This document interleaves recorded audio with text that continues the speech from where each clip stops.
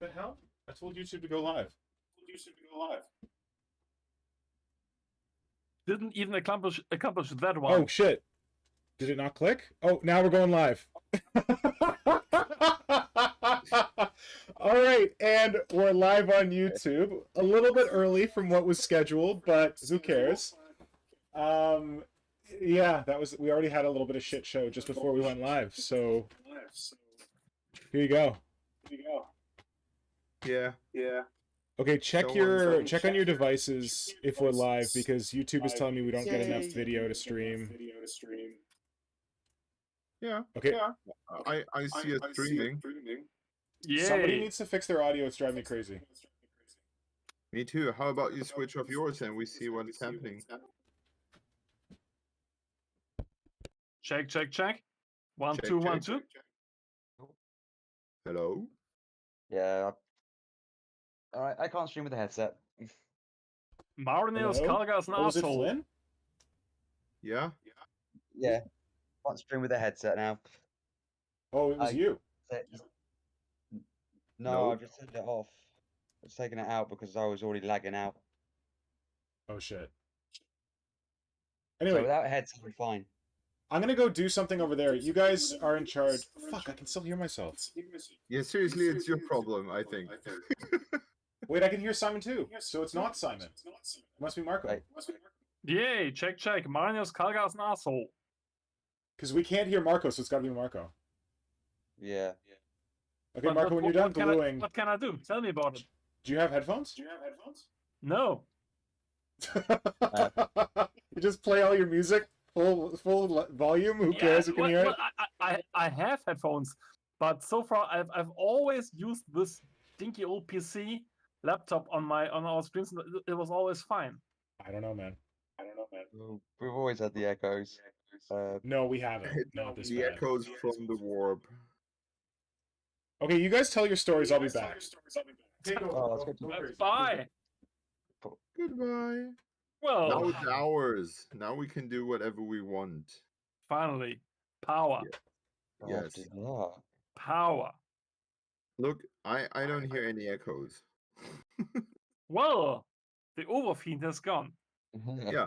Welcome, ladies and gentlemen, to the one and only echoing Tyranid shit show of the internet. Some say it's called the echo chamber of the hive mind. That's nice. Well, you decide if it's true or not. Marco, do the thing. Well, okay. Let's check where we are coming from this week. Which part of the priestess mention? Finn, I think it's your turn today. Flynn? Pardon? Where are we coming from today in Rick Priestess Mansion? It's your turn today. I know where. Going with the safe room. The what? The safe room. His panic The room. safe room. Ooh. And how do you imagine the safe room in Rick Priestess basement to be? Very safe. Okay. Where he's keeping all his secret models unreleased, like Darth Bob seems to have. I noticed. Dark Everlasting. Simon, what would have your idea been for today? I would have said we're coming live from Rick Priestley's echo chamber. Which would have been spot on, of course. And I guess we're coming from Rick Priestley's safe room echo chamber, which can be the same room, can't it?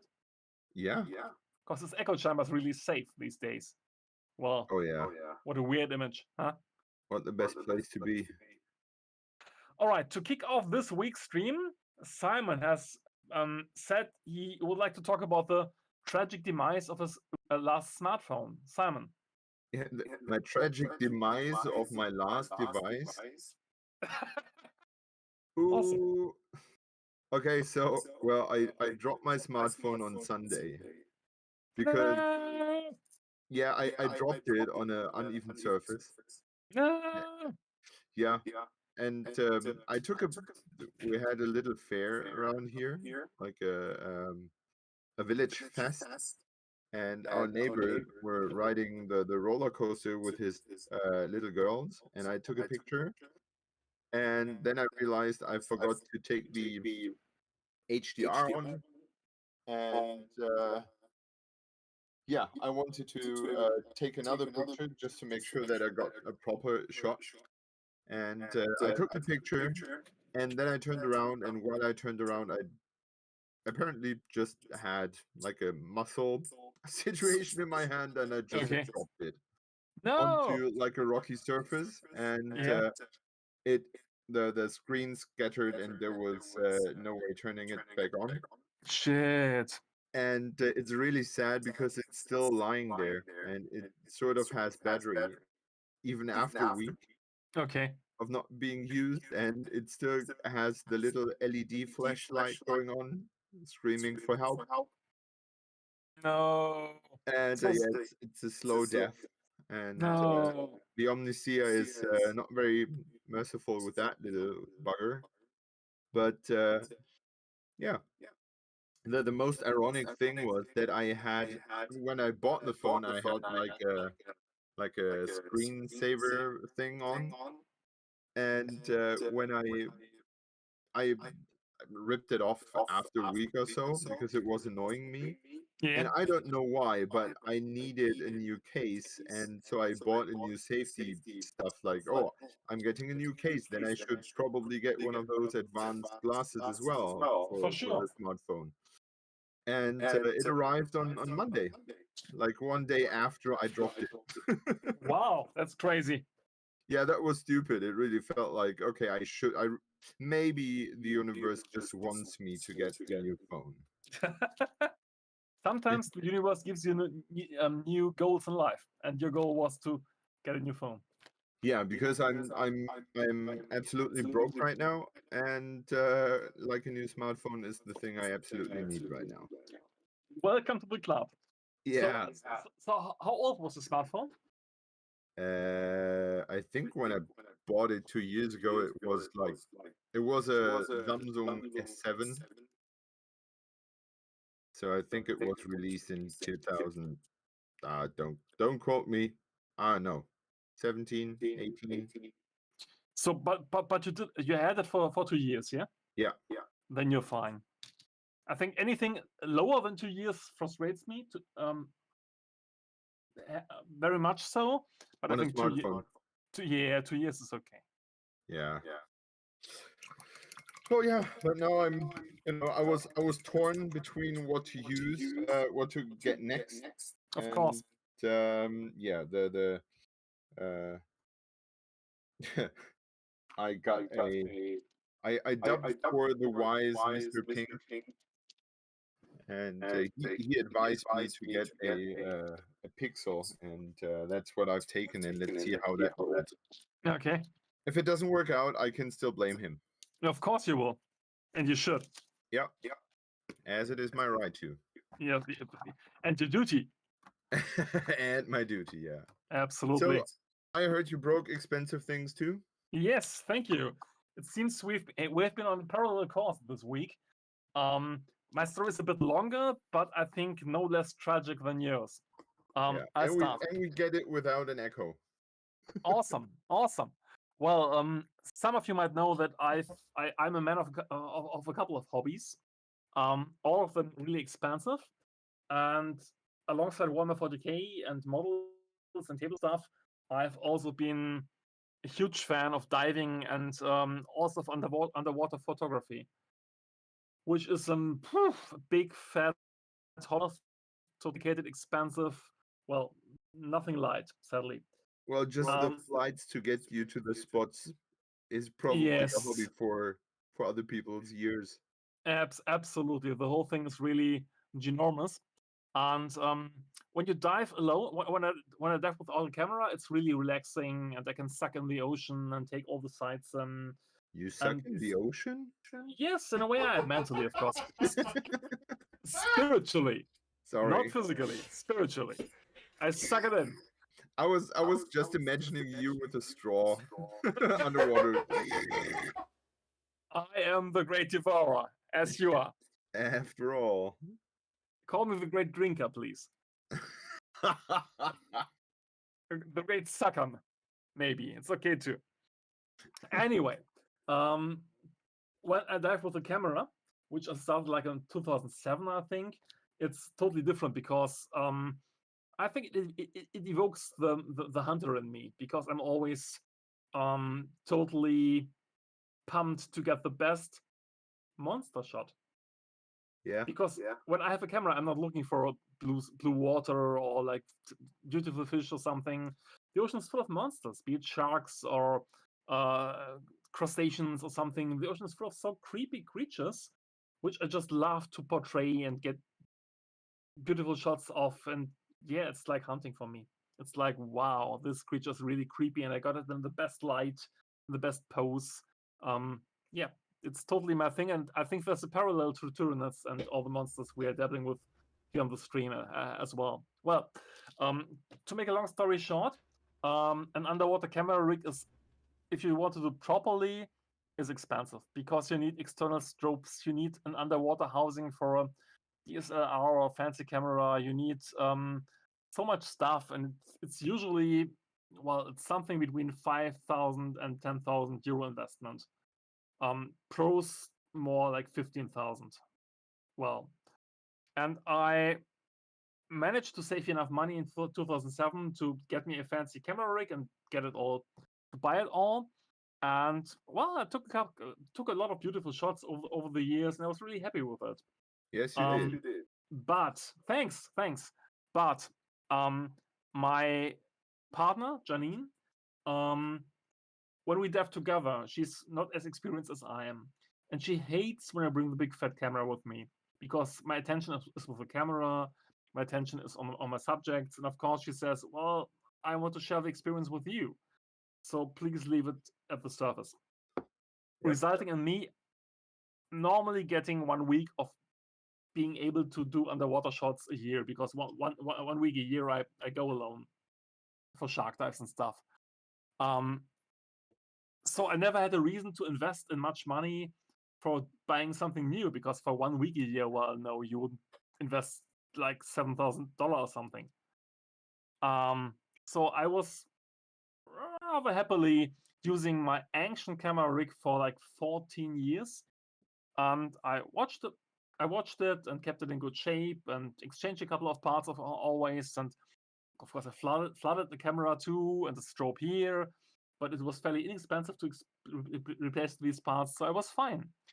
But last year I went on a liveaboard trip on the Red Sea, which is a trip where you're on a boat for a whole week. You don't get to shore, you don't get on land, you spend a whole week on the sea, only diving, eating, sleeping. And I brought my camera with me, and I checked it at home. It was all fine, all the parts worked, the strobes worked, the camera worked, it was all good. The housing was sealed, there was no water getting in, it was all fine. Of course, when you do a trip like this, you have to get your diving equipment and your personal stuff and your underwater camera. Normal 20 kilos with an airline are never enough, so you have to buy extra luggage always. So I did all this, and I was happy, and I was on the boat and totally super over the moon to be diving again. And I assembled my camera on the first day, and lo and behold, the strobes didn't work. So And the strobes are what for someone who has like no idea? The flash gun. Okay. Underwater, you don't have much light, because the water is filtering out all the light, and on top of this, all the colors go away. Red is the first color to disappear in the water after 3 meters. After this, all the other colors disappear, and when you don't have good external light underwater, you only get blue, gray shapes which don't look like shit. So normally you use strobes. These are like what you have on your camera, on a smartphone as well. It's the flash. Yeah. Only much bigger. And they look like a tiny spaceship actually on the camera housing, because you tend to have the strobes on long arms, and you don't have good external light underwater. You only get blue, gray shapes which don't look like shit. So normally you use strobes. These are like what you have on your camera, on a smartphone as well. It's the flash. Only much bigger. And they look like a tiny spaceship actually on the camera housing, because you tend to have the strobes on long arms, and on cables, and they're like very much outside of the camera, and you look like an alien in the water actually. And those scopes are really important for taking many of the kind of images I like to take of creatures mainly. Sorry to interrupt, but saying that you look like an alien underwater, like Yeah. all the other aliens down there are like nothing to see, move along, nothing's happening here. I'm pretty sure it is like this. When I do night dives, I tend to have 3 lights on my cameras. 2 on the stopes, which are always shining, and one in the middle, and it looks like just something from a James Cameron movie. When I'm diving, it's really awesome. Anyway, the stopes didn't work. It's like they just didn't fire. And good for me was, together with me on the boat were 2 underwater camera professionals, 2 photographers, who did this for a living. So they were really good in looking at the camera and thinking, well, it's old shit, throw it away. But no, of course they try to help me.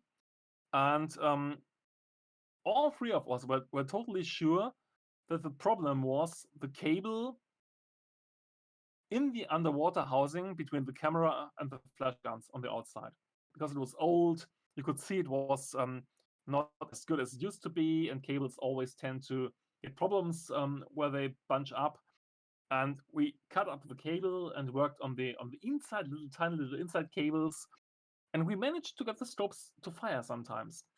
And we worked a whole evening on the fucking camera, and we didn't get it. So in the end, I said, fuck it. Before I frustrate myself totally, let's leave it at that, and I'll just dive for the whole week without taking a camera with me underwater, because without stopes it isn't much fun. So I didn't do that. But I was sure that I could replace the cable at home, because I knew at home I had a new one. And it would really be fine. No problem there. So I left the camera at home for a whole year. I didn't do any diving. And I booked a diving trip in late September this year for 2 weeks this time. Again, the Red Sea, again, shark areas. And thought, well, last weekend, let's check the camera, because I knew no big deal. I exchanged the cable. It's all going to be fine. You already guessed it. It wasn't the cable. The whole camera doesn't work anymore. The stopes don't work. And so I had to face the hard, evil truth that my old 14-year-old camera isn't working anymore. I'm pretty sure I know which part isn't working, but it's so old I can't buy this part these days. It's not possible. It's not on the market. You don't get it used anywhere. It's so rare. There's no chance. Well, So yes, I had to decide within a couple of days if I wanted to just go to the ocean without a camera, which would be a possible option, or just bite the bullet and buy a new one. And I thought, well, I'm 2 weeks there. It's already a hefty investment for the whole journey and the whole trip. I'm going to be in shark territory. It's the perfect season for sharks at around late September, early October.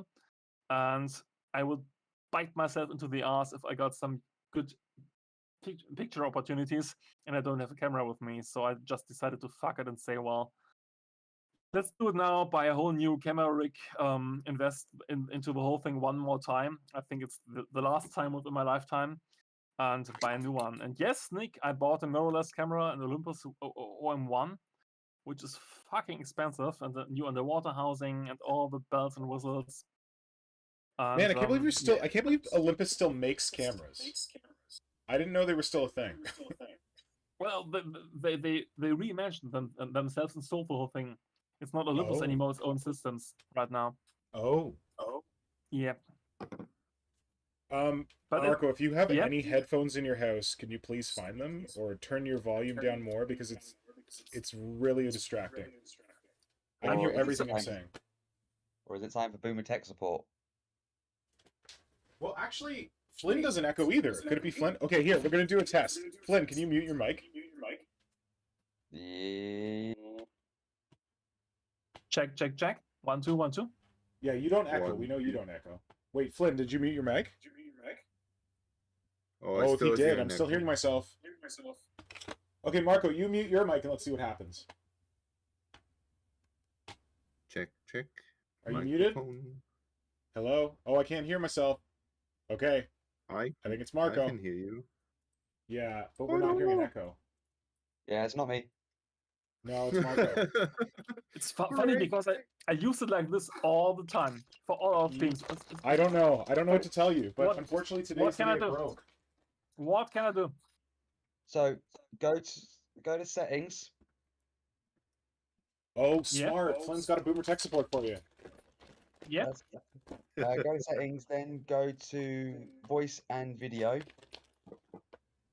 Wait, what is this in? Is this in like his system or is this in Discord? Oh, this is on Discord.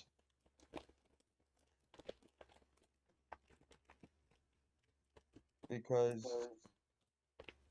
is it voice and video?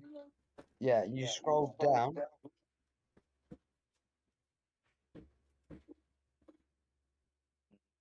No worries, folks. We'll cut this out. We're live, buddy. What do you mean cut this out? People are hearing this. Oh, that's what you tell yourself? Yeah, true. It's in post. We'll fix it in post, yeah. Okay, settings. Yeah, voice and video. Give me a sec.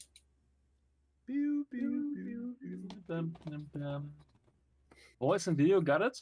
Yeah. Then there's one which, if you scroll down, there's one that's called voice processing echo cancellation.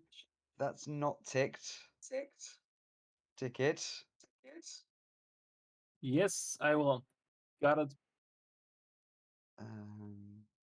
Noise cancelling too? Yeah, that's not selected on my one, but yeah, you can do. Yeah, it's not noise possible. suppression. It's not possible, but well, yeah. Yeah, I won't do it on my one either. I don't hear.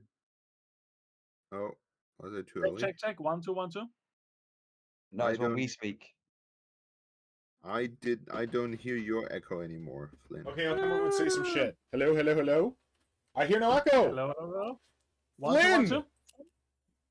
Has Flynhammer single-handedly defeated the fifth member? He is mighty indeed. Mighty IT. Mighty IT, yes. Yes. Okay. Thanks, Flynn. So, well, I've been mucking about with settings for the last 2 months. Oh, because you've been trying to figure yours out. Yeah. Okay, bear with. I'm going to take us on a little tour and hope I don't break everything in the process. Oh shit, am I already breaking everything in the process? I should turn off my video because this is probably horrible to watch. There we go.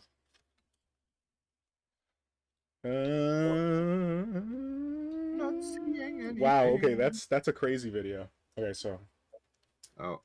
Here is my workspace where I normally work, right? There's my fancy microphone. It's not that fancy.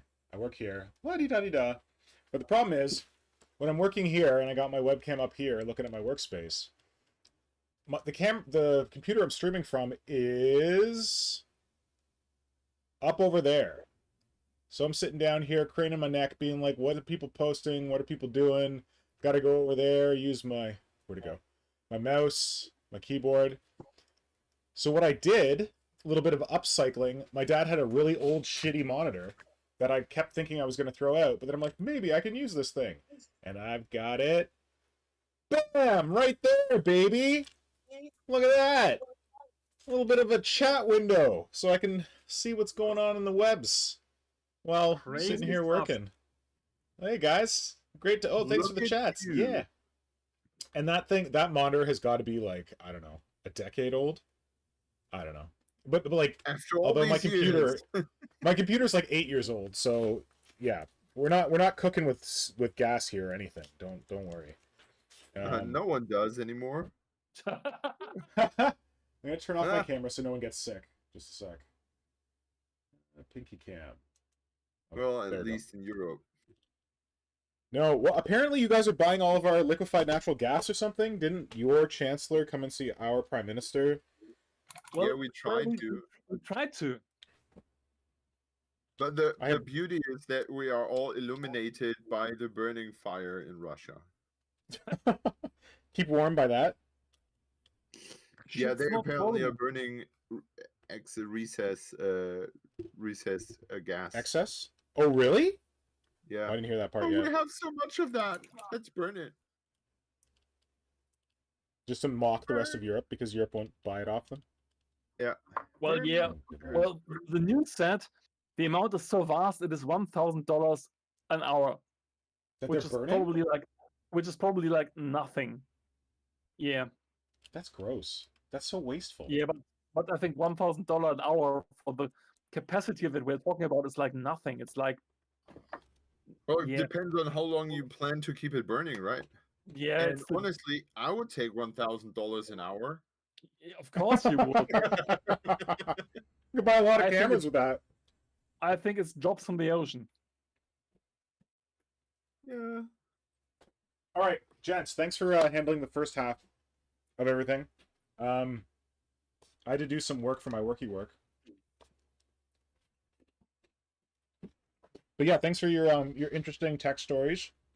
Flynn? Oh, what the hell? Flynn, thanks for helping Marco with the the setup. Yep.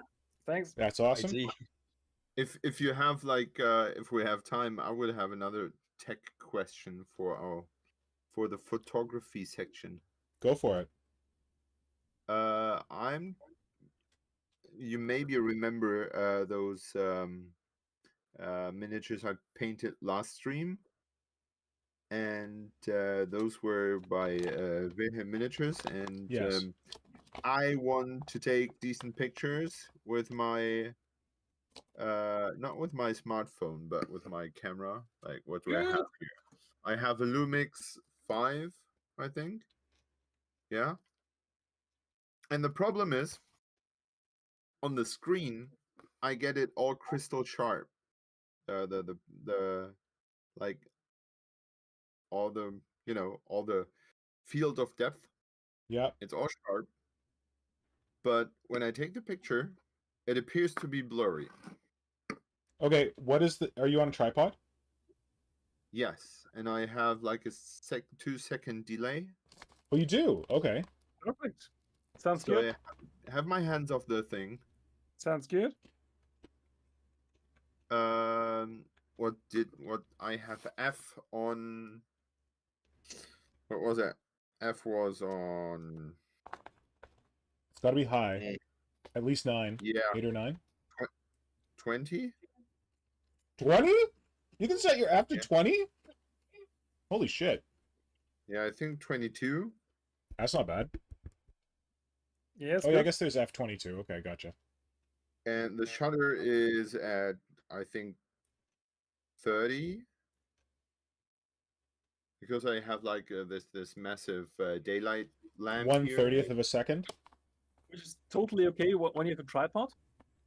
Yeah. Yeah, and it still doesn't work. Well. Okay, the only thing I didn't do anything wrong with the settings. No, it sounds good with the settings. What's your ISO set at? Oh, that is because that needs to be low automatically. That needs to be low. If it's chosen automatically, it should be okay. It's chosen on auto. Yeah, but I cannot recall what it was. But wouldn't that if I had it on if I had the wrong ISO, turn the picture grainy? Exactly. It shouldn't be blurry then. Your sharpness should still be fine. Yeah. So I'm thankful for any suggestions. I removed the objective. Well, the lens, yeah. To see if there were kind of dust particles in there or anything, but that looks clear. I don't have any scratches on the lens. Did you degrease it with glass cleaner? The inside or the outside? Both. No, but the outside looks like perfectly crystal clear, like no thumbs on anything. Okay. And I'm wondering because when I when I have everything set together, it appears to, before I take the picture, I zoom in to see if I have the focus on the right spot. Yeah. But at that moment, it's still sharp. But after I've taken the picture, it's not sharp anymore. This is so weird. Totally. Okay. Okay, then I'm not completely dumb. No. Have you Sounds ever all had an very- issue? Have you ever had an issue with your camera where you've taken pictures of not miniatures and it's not been sharp? Not that I can recall of. Weird. I'm not using that camera very often because Well, when I have this kind of issue with my smartphone, which I tend to have sometimes, it's always about some grease on the lens. So a glass cleaner on the inside of the outside of the lens is always a good idea. okay. I'll try that. And wait, sorry, again, I'm still doing some work stuff. Did I miss the part? Did you say, have you tried cleaning your sensor? I removed it for I think the very first time. Wait, you removed your Oh, I don't know if you can. Do you have a removable lens? I guess you can't clean your sensor. No, the What I lens. did, well, what I did was I did this, like, It's the lens. It's the lens. All fine. Yeah. The other And thing I this was thinking. this is the Sorry. second time this has happened before. Oh, this happened before? No, it has not. Like, this was the second time this whole thing ever came off. Oh, okay. So it's not that I'm switching things around and like any dust could have settled in there. One thing I was thinking, when you press the shutter button and you point your camera at whatever you're taking pictures of, you press the shutter button down partway, it focuses on what you're pointing it at. And then when you press it down all the way, it takes the picture. So but I have is it manual focus? Oh, okay, never mind. Damn, man, I don't know. Okay. This is a mess. Yeah, it really bugs me because I'm not even sure if it's that important because I believe those pictures will be printed not very large, like not a page size or anything. Wow. How out of focus are we talking? What? How out of focus are we talking? Like extremely out of focus? Can you send me them so I can just look at the files? Yeah. Sounds like a good idea. Well, I have to say, I don't know about you two, but I mean, taking pictures of miniatures is something we all do, and all of our listeners are doing from time to time on Instagram. When I bought my new lighting rig, which is nothing fancy, nothing special, it's an LED light box, and all my efforts to get some proper pictures done with a smartphone were for nothing, because the whole color temperature looked like shit. And whatever I did with the smartphone, I couldn't correct it properly. And the only way I could do it was with my camera, with manual white balance, which made a whole world of difference. So I think photography skills are really not the worst thing you can learn in this hobby. Yeah. Yeah, and oh, can you hear me? Yeah. Sorry, I'm over at my work computer. Games Workshop does have a very good article on taking pictures of miniatures on their. It used to be on their website. I'm assuming it's on Warhammer Community. Like, if you ever try to email White Dwarf to get your miniatures into White Dwarf, they'll send you a copy to it or a link to it. It's very useful. Like, knowing a lot about photography but still hating taking pictures of miniatures, there was some cool shit in there that I hadn't thought of, so I would highly recommend it. Okay. So where can you find it? Where is it? It's in chat right now. There you go. Thanks, Flynn. What? Look at the YouTube chat. It's just right there. Oh, nice. Thanks. Awesome.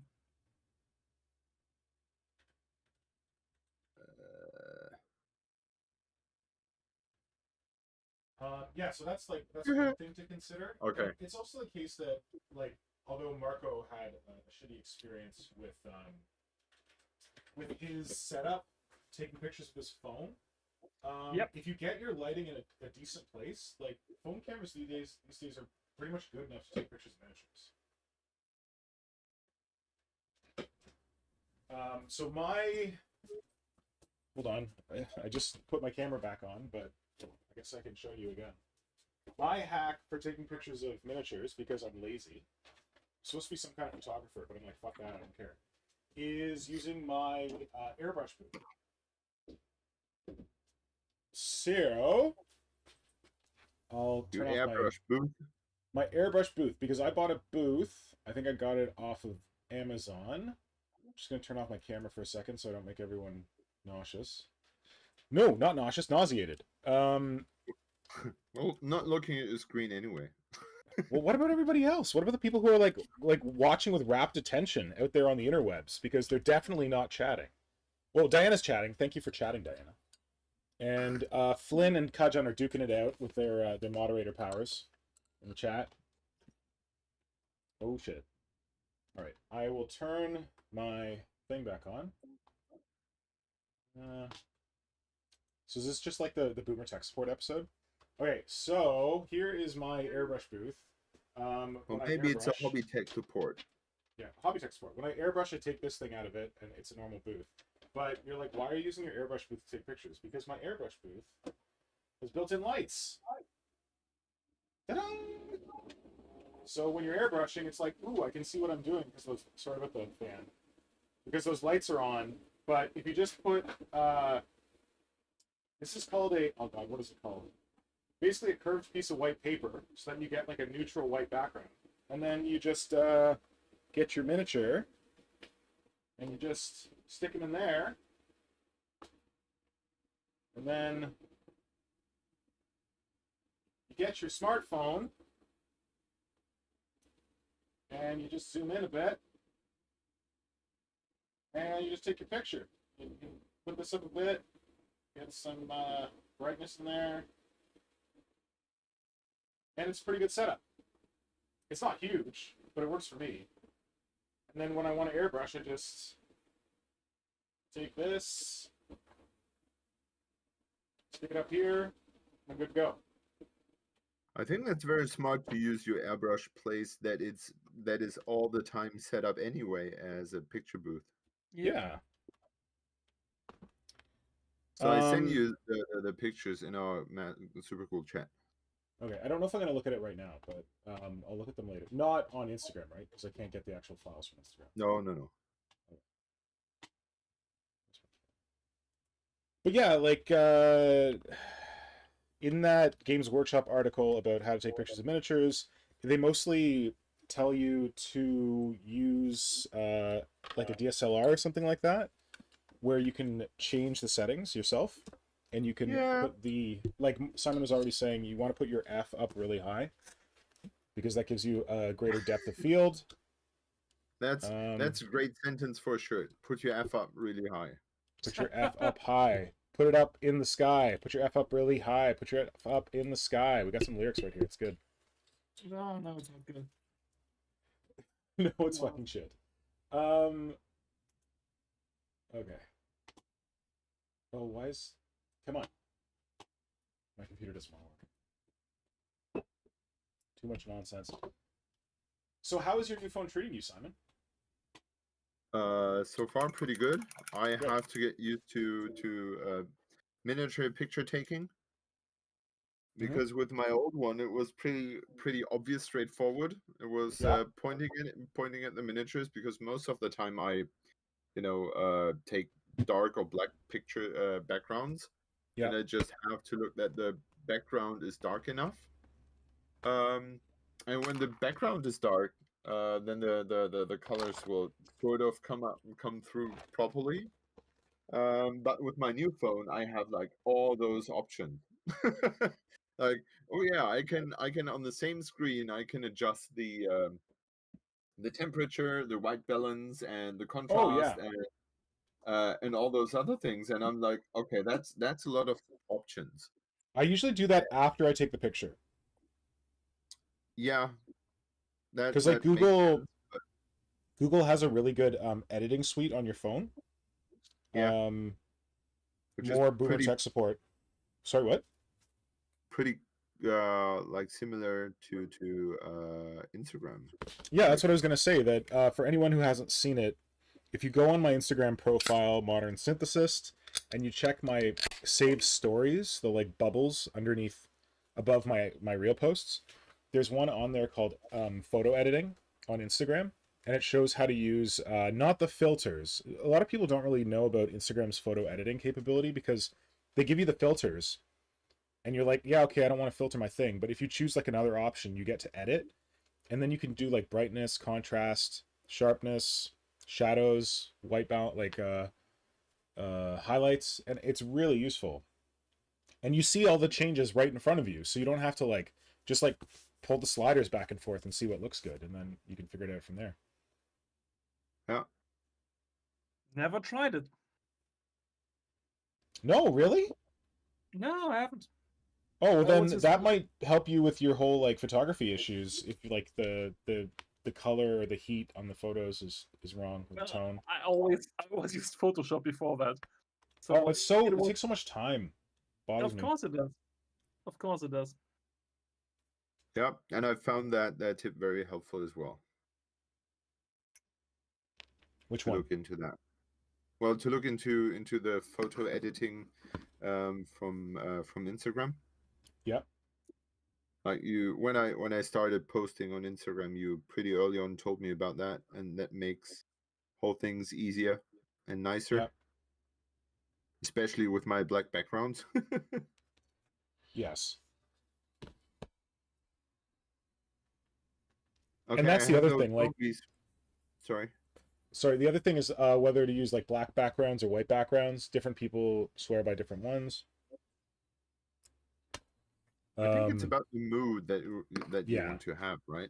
Yeah, I tried to do a thing where like I was posting my pictures on Instagram in like a pattern where I'd post like one on a white background and then one on like a black background and then one just like on my workspace, and I don't know. I think I was trying too hard. I was trying to be like Box. Box is very like thoughtful when it comes to like how he like photographs his stuff and how he posts his stuff. Hmm. In what Even way? like his work in progress stuff. Sorry, what's that, Marco? Who would have guessed? In what way? I didn't hear you. In what way is he Well, if systematic? you go to hold on a sec, let me check. If you go to Box's profile, it's subtle, but let's see. He only posts stuff when it's done. Like he's kind of moved away from posting work in progress. Yeah. And let's see. So like if you look at his pictures, they're all portraits. Like portrait orientation. There's a few that are like this one's landscape, but it's got like the letterbox bars on top and bottom. But his portrait shots, like I would just like fucking zoom this thing right in so that you can like just see the model, but he posts like with like space around it. Yeah. I don't know. I find them pretty artful and like thoughtful the Okay. way he does it. So yeah, mostly it's posting like portrait pictures, but then putting like the letterboxes on the sides to make it the square format that Instagram prefers. Yeah. Anyway, I don't know. Some people think about this stuff. I was trying to think about it. I don't know if I can get back to it. Yeah, you can fall into a rabbit hole there. You can, definitely. I have, like, as I said before, I close to my 600 post, and I want the 600 to be like the dudes I'm working on right now, because I don't know, it feels like special things. Mm-hmm. Yeah, and I'm kind of withholding stuff that I'm working on and not posting things because I want to, you know, it's dumb. It basically is pretty dumb, but it is how it is. What's dumb about it? I don't know. Probably my fear that Instagram thinks I'm dead. Oh, whatever. Instagram thinks I'm dead. This is what I did for a while. So like if you look at the grid here, All of these are on a white background and they're all painted. These are more or less work in progress, but they're on like a black background with like the wood underneath. And then this is just like random bullshit work in progress stuff in the middle. Yeah. But then I kind of got off. Like these ones are all the white. I don't know. It kind of got off the pattern. Well, whatever. but honestly, well, as much as I appreciate your artistic effort, and no, as it's much worthless. yeah, as much as as much as my approach is dumb as hell, as well. Like, think about yourself. Like, how often do you find a new person, a new profile to follow, and Yeah. follow the whole, like, go through the whole True, thing and true. see You what they don't look at posted? their profile. Yeah, so investing time and energy in making your profile look pretty, like why bother? Well, the honest truth is, I usually do that. When I find someone new and I find a post that's interesting, I normally take a quick look at the whole history. Don't Oh, you? cool. Okay. I do that now on Sometimes. purpose. Yeah. Okay. Most of Yeah. the time when someone follows me, like I have a new follower, Mhm. I go on their profile and see what they are doing, Okay. and then I will go through as much of their stuff and leave as much like positive feedback as possible, Okay. because yeah, most of the time it's like amazing stuff, and I know how much appreciation can mean for a person. Of course. And like, if someone deems like my stuff worthy of his attention, I should pay attention to his stuff as well. Yes. Well said. Well said. And I feel like maybe I'm a bit sensitive today because I had a rough day Aw, at school. you did Uh, what? a rough day at school, Okay. and I don't want to turn this into therapy, but We can turn it there. Listen, this one has been a little bit off the rails. So like you want to turn into therapy, I'm all for it. It's fine. Yes, me too. And let's all be here for us all being sensitive. Let's go. well, it wasn't very. I make it sound more spectacular than it was. I just had a weird situation with a few kids.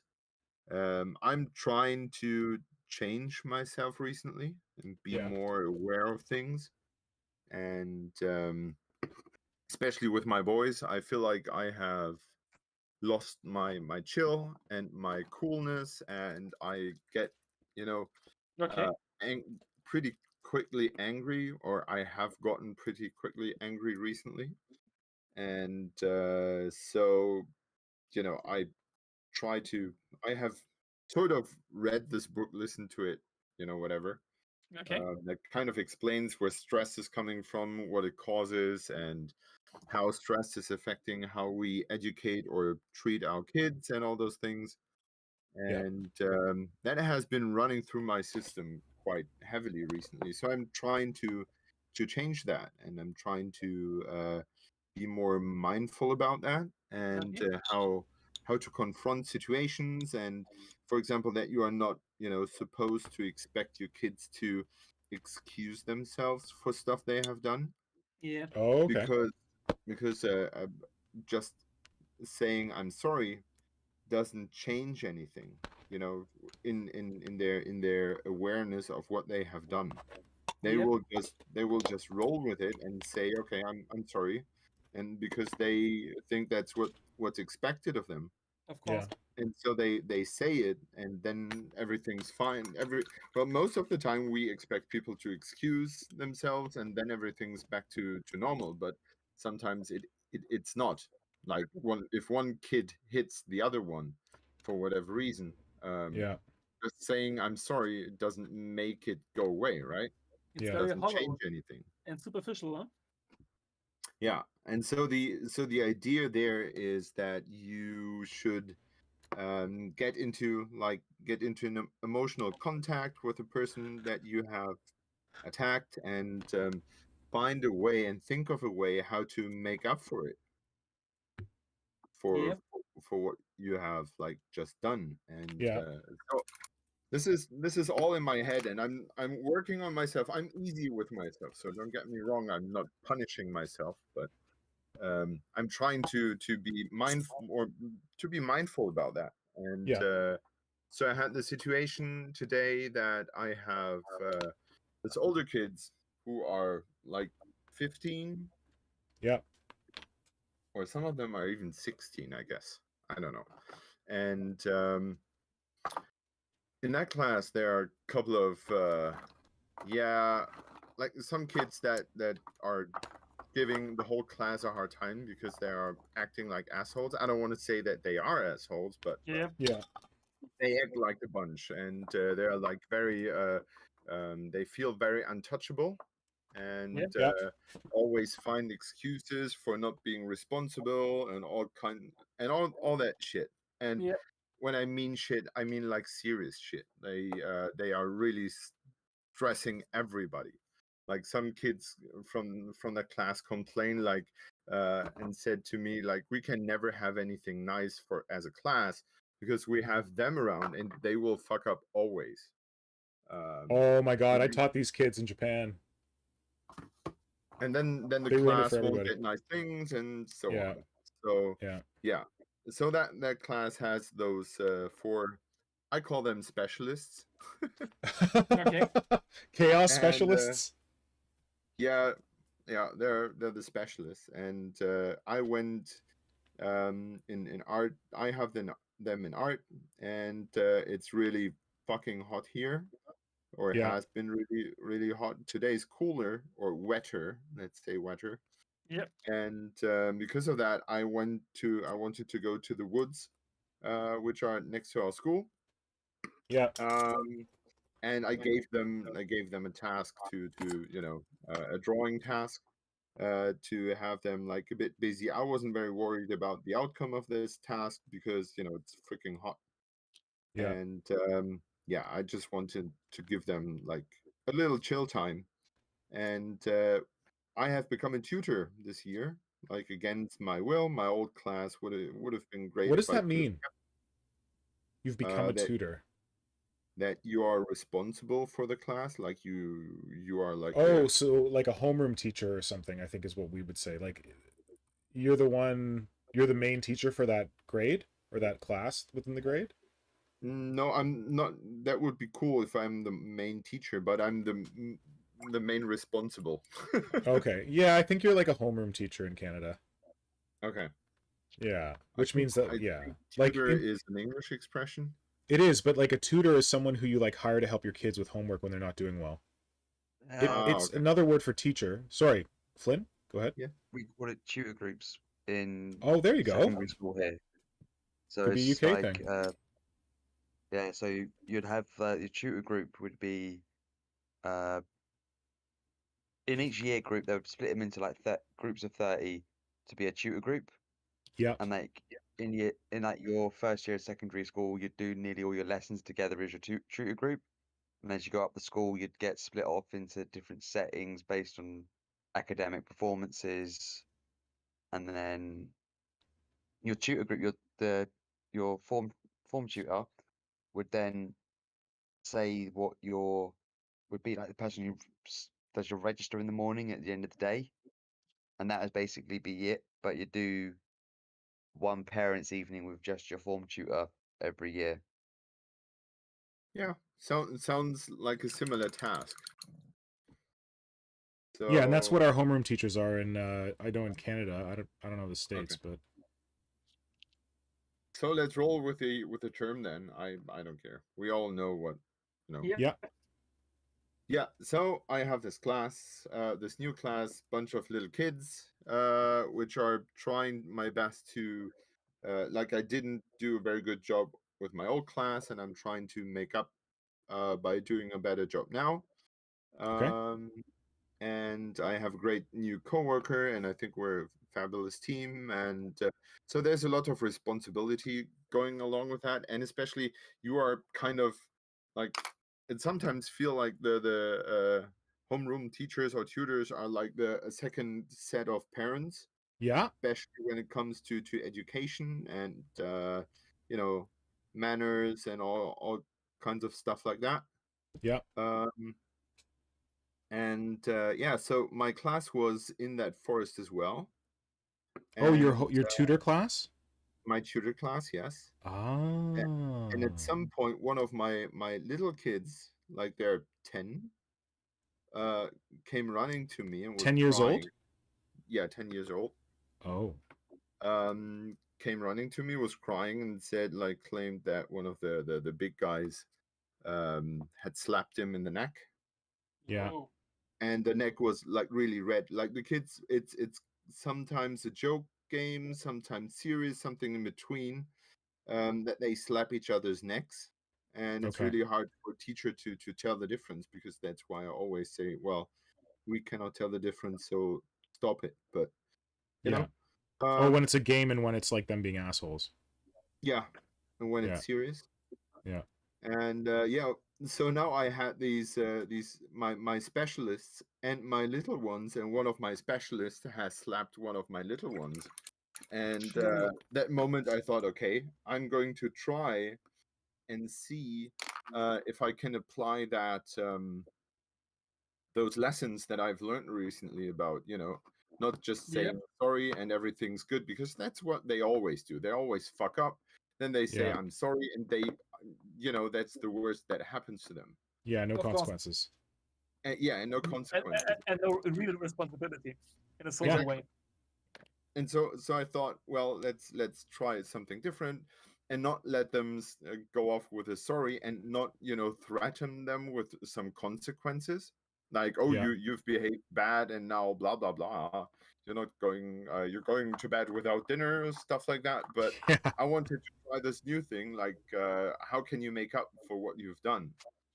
And before we could even start to you know, find out what has happened there, the whole situation had spiraled down into a massive shithole, where, because they have been so I've been thinking about the word, if you don't care for things anymore, Yeah. how do you call that? Indifferent? Indifferent. Careless? Yes. I don't know. Yeah, careless, indifferent. They have been so indifferent for what they have done. They, you know, they gave a fuck about the little kids, and they gave a fuck that I was standing there. They gave a fuck about that. Oh, that was a lot of fucks here. Go It's on. fine. I like it. It's fine. Yeah, they were standing there and didn't care that there were two teachers like trying to talk to them seriously. Yeah. And yeah, well, You gotta the go. phone. Sorry. Hallo. Alles klar. Yeah. Too many fucks, my dear. Too many fucks. Too many fucks. She heard. She's like, too many fucks. Dial it in, Of Simon. course. The fuckery has gone off. Lady wife was scandalized by the fuckery. I think Simon has to go deal with something. I don't know. Is he still here? Maybe. Oh, I see motion. I think he's fucked up. I think he's fucked off. Up, not off. Up, off, something. Wow. I want to hear the rest of the story. Well, I can tell that I worked at a school for a year, and I made very similar experiences, and I found it really tough. And I planned to be a teacher as well when I was like 20. Oh, so did I, man. Sorry? I plan to be a teacher as well. Yeah, well, why didn't you become one? Because so to be a teacher in North America, well, not North America, in Canada, or in my province, actually, it's probably different in other provinces. You have to go to teachers college for 2 years. Yep. Oh wait, was it 1 year and then they changed it to 2 years? I can't really remember. 1 to 2 years. You have to go to teachers college for 1 to 2 years. After, like, before you can be certified as a teacher.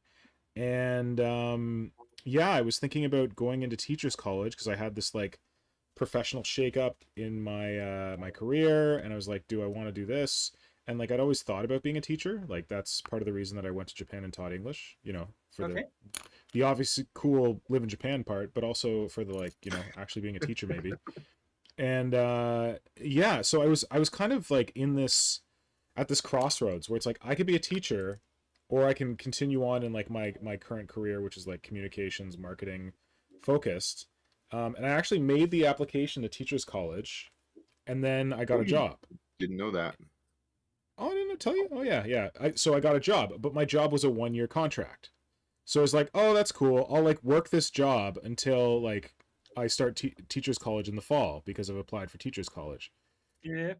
So I applied and I was like looking at it and stuff. And honestly, I had been working for years, like since university. I'd always had a job and I'd always had income. And this was around the time when I was getting together with Nora. And when I thought about taking a year off of earning salary to go back and study, I was kind of worried about that. Of course. And I can't remember. Oh, I think it was a situation where Nora had just finished her master's and she was starting to work, and she was like totally cool, and she was like, hey, listen, when I was like in my master's, like I didn't support her, but like if we wanted to go do fun things, like I could carry more of the cost of it because I was working and she was doing her master's, because we had just started dating when she was doing her master's. Okay. Anyway, she offered to like support us while I was in school, which was like super sweet of her, but I also like felt a little like I don't know like if I'm okay myself with not earning money for a year and just spending money for a year, hopefully to be able to get a better, you know, job income after it. But yeah, there was that. And then it's just like the way that teaching works here in Ontario is that I don't know how it is right now, but when I was thinking about going into teaching, there wasn't much demand for teachers. Like we had an oversupply of teachers. So if you become a teacher, basically the first 2 to 3 years of your career is going to be like just doing like supply teaching and like moving from school to school and like this, that, and the other thing. And also because our teachers are unionized, they're protected by a union and seniority. So like you go into a school and you're like a new teacher, and like you're like bottom on the totem pole. So if anyone else wants to transfer into that school, you get booted out. Oh wow. You don't get like fired, but you get shuffled to like a different school. And I just had friends who had been teachers, and they were super engaged, like doing like extracurricular activities, like doing like running clubs with the students and all this stuff. And then they would still get kicked out of their schools because it didn't matter like what extra stuff you did on your own time to like help out the school, to help out the students. If another teacher came in who wanted a role there, you had to leave because you were the most junior. Oh wow. So all these things kind of came together. And with the fact that like I liked my job, the new job that I got when I was in this kind of like in-between period. So I was like, maybe I'm just going to keep working and not go to teachers college. And then I just kept working. Oh, makes sense. I don't know if that's a good story, but that's my story. It's a good story. Thanks for sharing. How did you not get in? Why didn't you go into teaching, Marco? That's a funny story. Well, I was never, business-wise, profession-wise, I never had a good idea what I wanted to do in my life. Yeah. And when I was like 18, 19, 20, I hadn't seen anything of life. And my imagination was mostly filled with like dark images of like, shit, I have to work my whole life now. Damn, I really love life and doing what I want to do, but working sounded so dark and evil and blah. Yeah. That I thought, I like to be around people. It's not that I found school was a happy place for me, but I could imagine myself in a similar place with people around me and doing good stuff for younger people. And I thought it probably won't get boring. It's something that suits me, I guess. And there was a good friend of mine studying teaching an hour ago in the closest university town we had. And I thought, well, let's follow into the footsteps of my brother and all the other guys around there, go to the same university, and let's do this. And it was kind of obvious. I wanted to choose English as one specialization, and I think it was history, the other one. Me too. Exact same. Okay. Funny. Yeah, these are the easy ones, apparently. I guess so. And I mean, not like art and religion. That's what real teachers teach. Yeah, probably. And a funny end of the story is I rented my first apartment with the help of my parents, and I was really young, and just had done my not by time as a soldier, which I refused to do, but my time as a replacement soldier in a social service facility. And I moved to the town. It was all good. And just when I wanted to start studying, they raised the bar that your school what do you call it? Your grades Like your school have to grades? be. Your Yeah, marks. yeah. Exactly, your yeah. marks will have to be. And it was always like easy for years and years and years. And just when I moved there, they just raised it to a point where I couldn't start. Wow, damn. So really worst timing for me. In the end, I think it was a blessing because I got into a profession which really suits me and is perfect for me. And ultimately, I'm pretty happy that I didn't get to be a teacher. Which is because social I work, work- right? You're in social work. Exactly. The way I chose not to be a soldier, I was dumped into a part of civil services. Yep. And I worked with disabled children and stuff, and it was really good for me. And of course, I had no idea this might be a good place Yeah. because I had so many fears about it and so many boundaries which wouldn't ever have allowed me to imagine myself in such a place. But Yeah. due to me being forced into such a situation, I could grow into a person I never imagined I could be. So I thought, well, plan B might be to become a social worker, which was perfect for me in the end. And Cool. funny end of the story. After finishing my studies as a social worker, back then you used to have to work in a practice placement for a whole year. Yeah. Just to get your get your permission to work for the state as a social worker. Yeah, but you get paid, right? It's not unpaid. Exactly. Yes, you got paid, but it was pretty low pay. Yeah. And lazy guy that I am, I didn't look for a practice placement. And the town where I studied was pretty small, so all the good places were all filled up already because I was last. I was really late. Yeah. And I looked around for any place that would take me. And there was an experimental school, which was like financed by the state in the area I studied in. It was a school without grades. They had no grades at all. It was an experimental school. And they had asked for more teachers because they thought, well, for all those children and the educational approach we have, we need more teachers. And the German district said, no, we don't have any money for teachers. Sorry.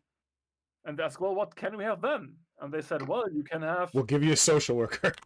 Not one, but like 20. You can have 20 of these apprentice social workers who have no idea what they're doing, but like 20, is 20 good? So all those practice... That sounds like the most scientific experiment ever. It gets even worse, because in this experimental school, of course, you had children who are not as good at in some aspects as others.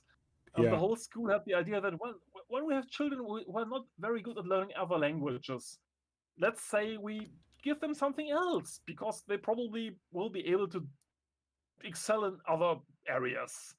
Yeah. Like, let's say we do something with them.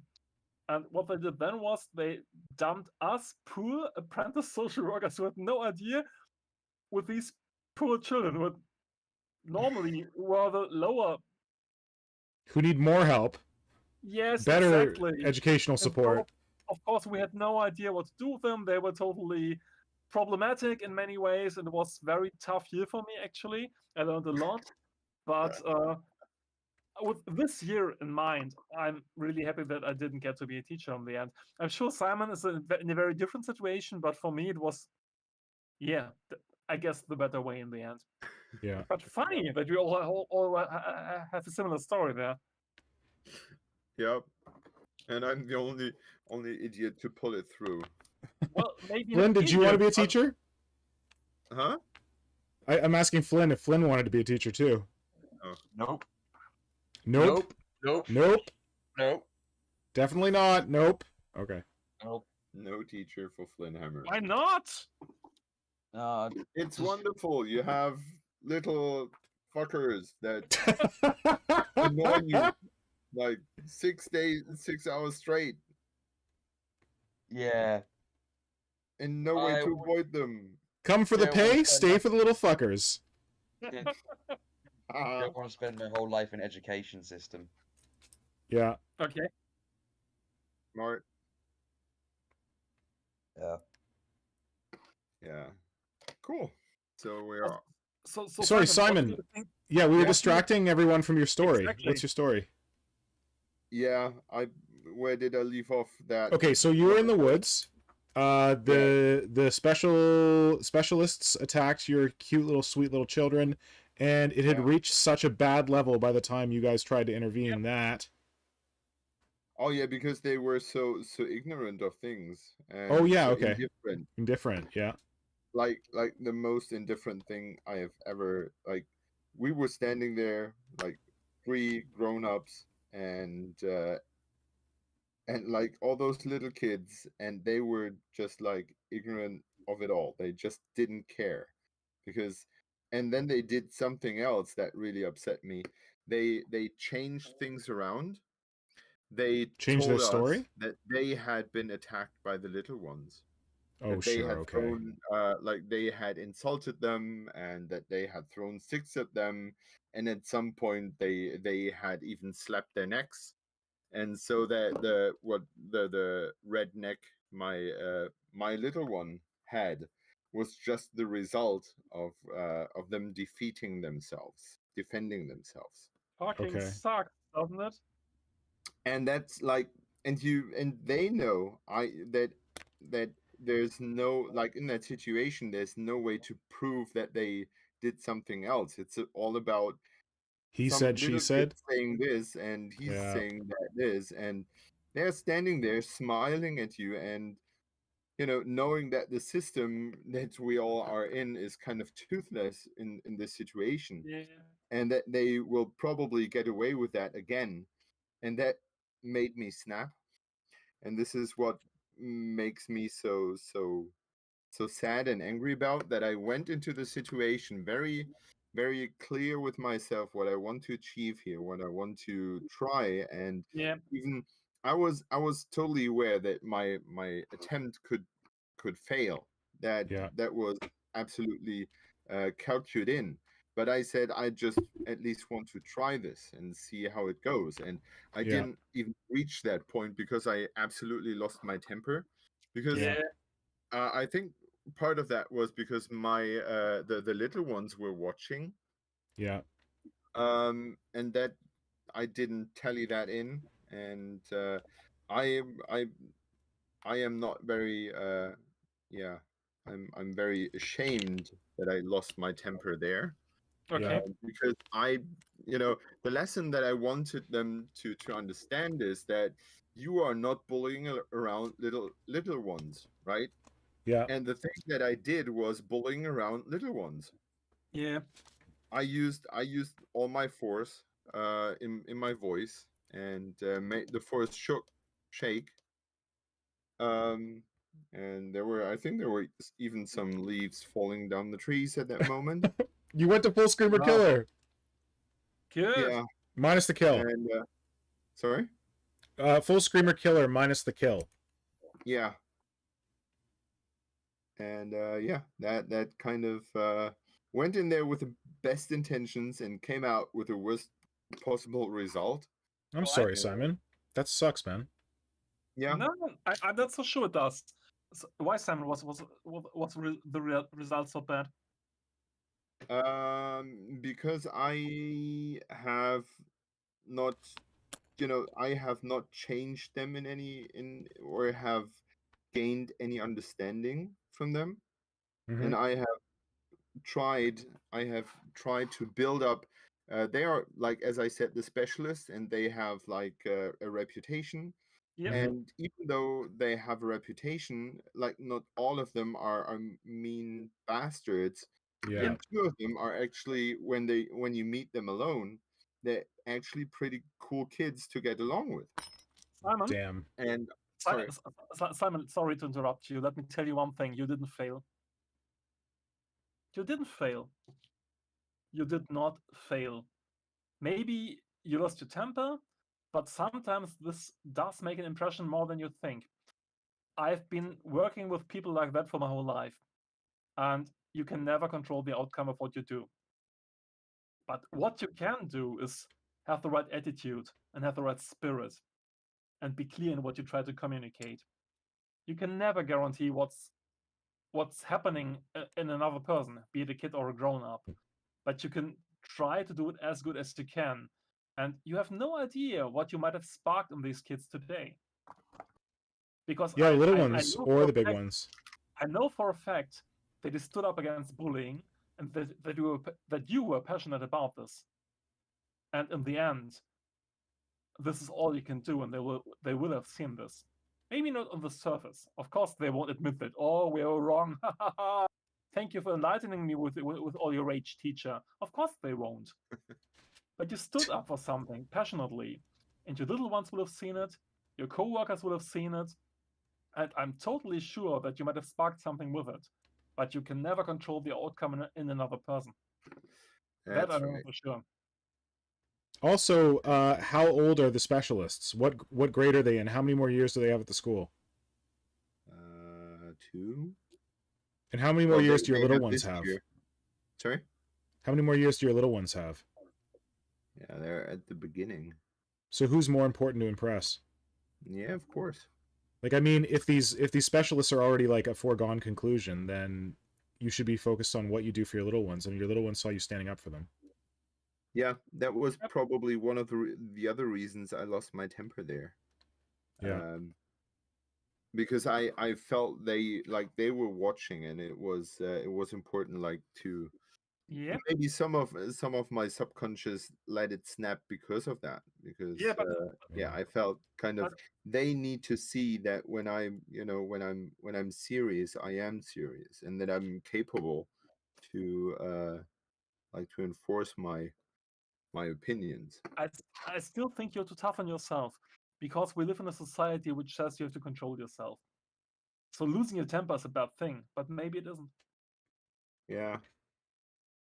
Maybe it Well, wasn't. to finish this story off, I have counted that in, if that I have probably have gambled my relationship with the specialists, Yeah. and that they have, like, I think that the sort of the problem is that as much as I tell that other people, part of me still thinks you can save them all, but you cannot. Yeah. So what I did was, when I came home, this was bugging me the whole time, that I kind of behaved the way that I didn't want anyone to behave. And so what I did was, I tried to lead by example, and Yeah. wrote them an email excusing myself for like being having, well, not excusing me for not excusing that I have speak them up or anything, but I Yeah. excuse myself for the tone that I took, and Yeah. for screaming at them, because that is something I don't do, because I always feel like when you scream, you have lost. Yeah.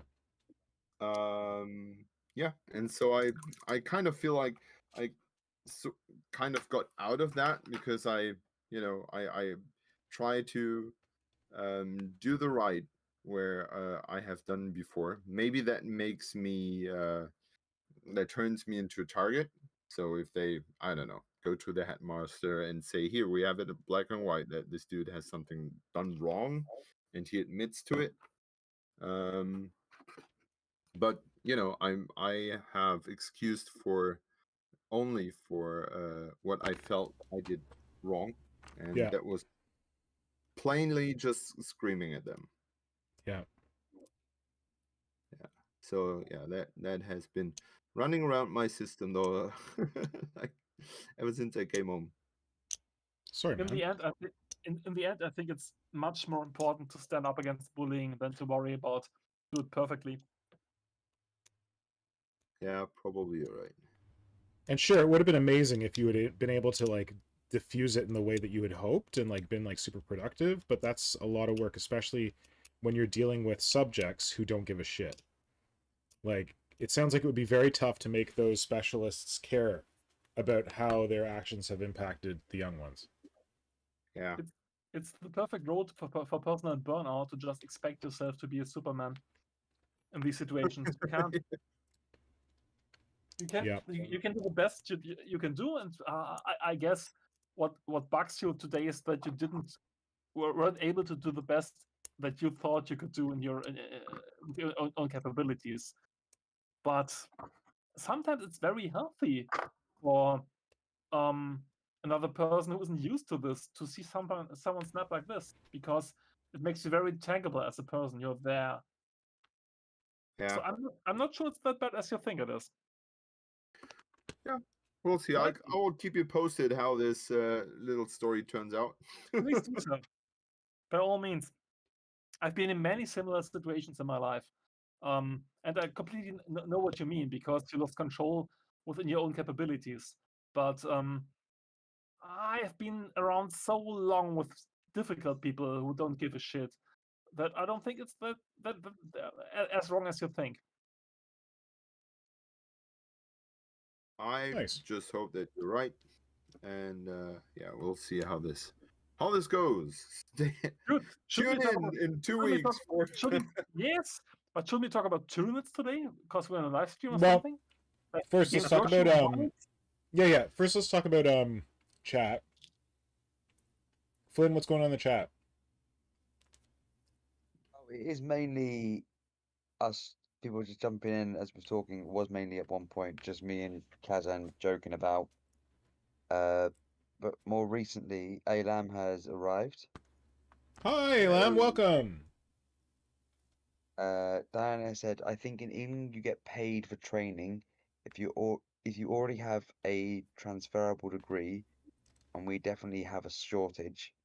At my nephew's secondary school, their form tutor taught them in a variety of subjects in a mixed curriculum. It seems really odd to me." Listen, there was a time when I thought about being a teacher in England.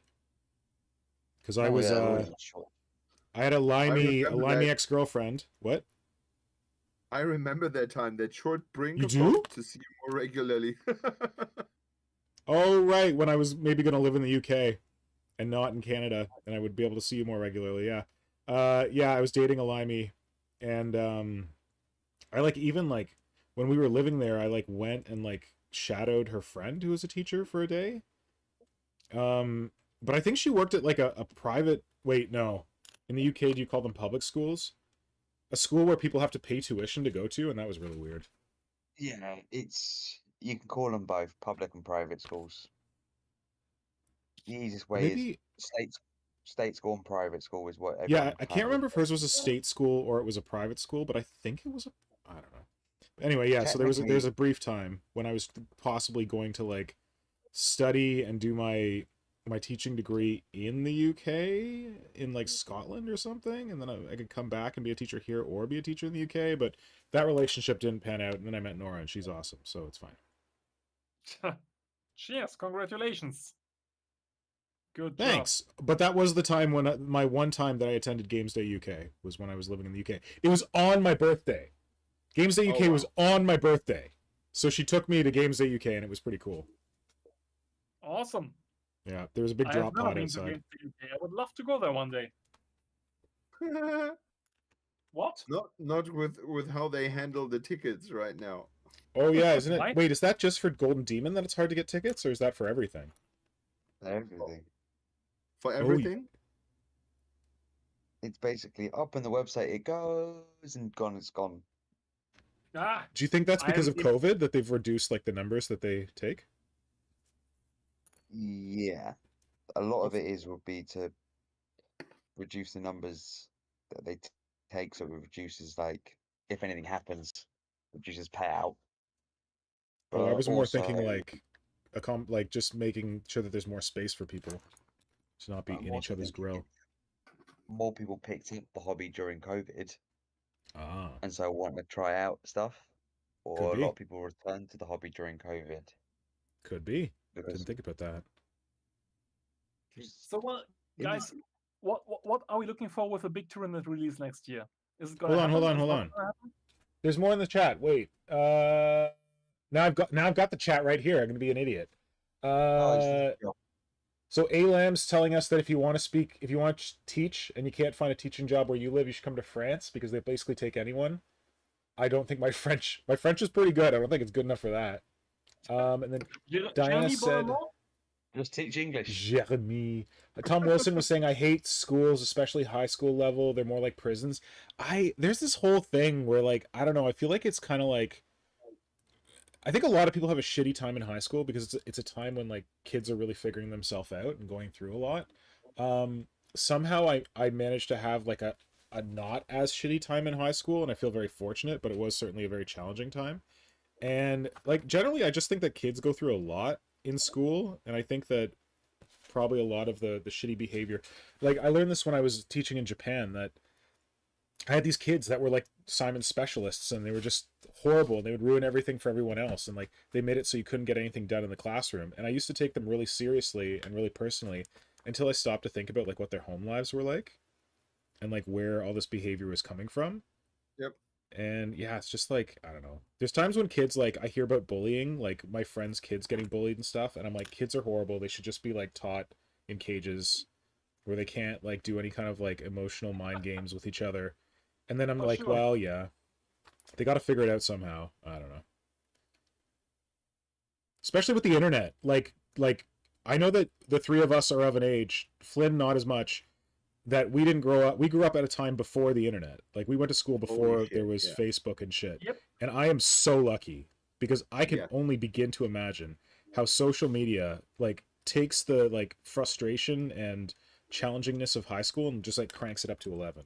Absolutely. Well, I've been like I was mobbed when I was in elementary school. Really? Is that bullied? Yeah. Like the whole professional set up to the point where the little me was actually thinking if life was really worth it. Oh, really? fuck. Me too. So sorry. My life would be so much worse if it wasn't for you guys. So glad that didn't happen. Yeah, and thank you.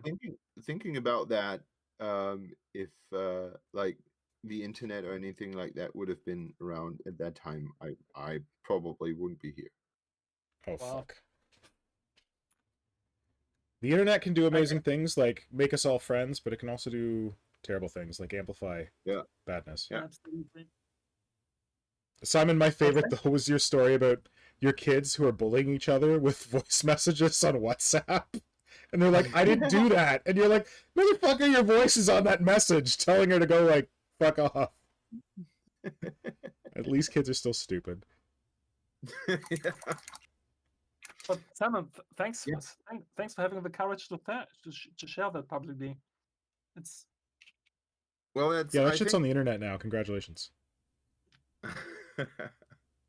I think it's important for for people to talk about it. Yep. Because well, once you feel like if you have experienced the same, then you are not alone with that. Absolutely. And furthermore, if you you know, if you don't have experienced it, it maybe comes into your life that this exists, that it's not just what kids do, that there's a different quality to it. Yeah. Kids can be mean to each other, and but there's a difference between making stupid things and being mean to each other and bullying each other. Absolutely. And I think that's, my parents were not aware of that. My teachers were not aware of that back then, because it wasn't, there wasn't a term for it, and there were no strategies to tackle it. Yeah, or it was just kids being kids, some bullshit like that. And I think in our generation, a lot of kids have been bullied, and the systems did not, know how to address it. Yeah. I guess so. Pretty much so. Actually, when I think back to my time at school, everything else in school pales towards these experiences, because it was so much more intense than anything else I had at school, because the bullying was so bad and so so ugly over many years, and I'm totally sure the system had no answers and no time for it. Well, they didn't Yeah. even take it seriously, from my experience. Like, we never, like, when I was a kid, they might be like, yo, you shouldn't be mean to your classmates, but there was no talk of, like, bullying. There was no, like, consequences. There was no language for it, awareness of it. Like, I don't know.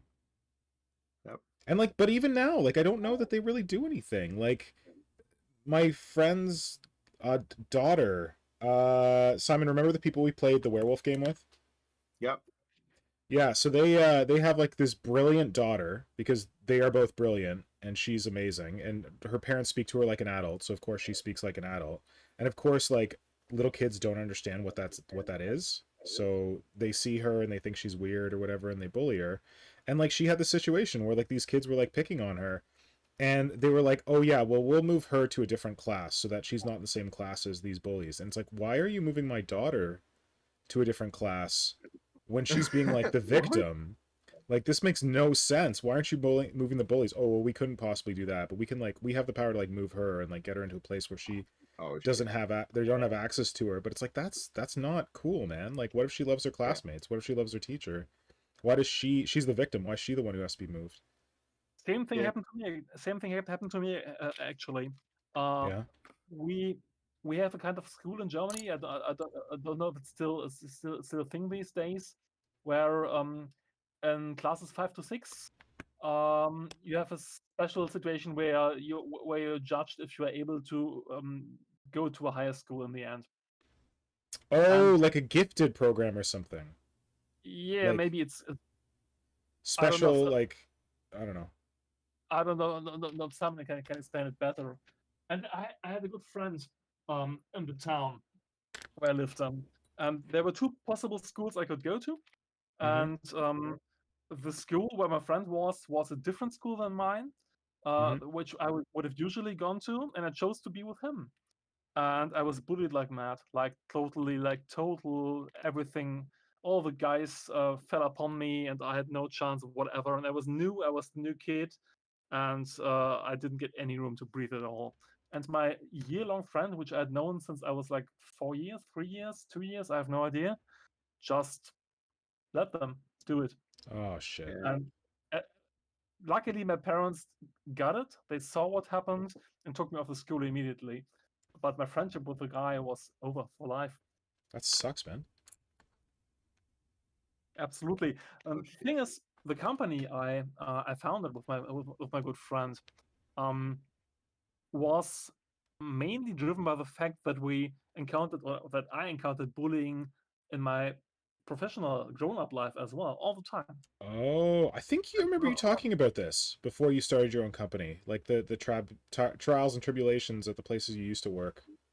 Yeah, I guess so. I found so much human ugliness and so much bitterness and power struggles and sadistic power plays to just hurt other people that I was so disgusted with all the experiences I made in a field where everyone thinks they're all nice guys and girls working there, and it wasn't like that at all.